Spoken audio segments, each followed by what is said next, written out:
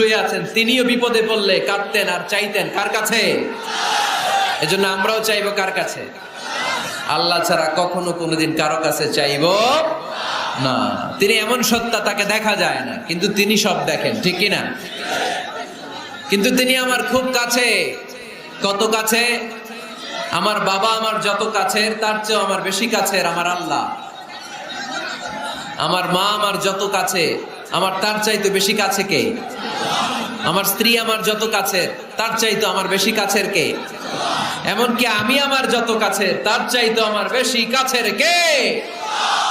এজন্য রব্বুল আলামিন বলেন, وَإِذَا سَأَلَكَ عِبَادِي عَنِّي فَإِنِّي قَرِيبٌ أُجِيبُ دَعْوَةَ الدَّاعِ إِذَا دَعَانِ فَلْيَسْتَجِيبُوا لِي وَلْيُؤْمِنُوا بِي لَعَلَّهُمْ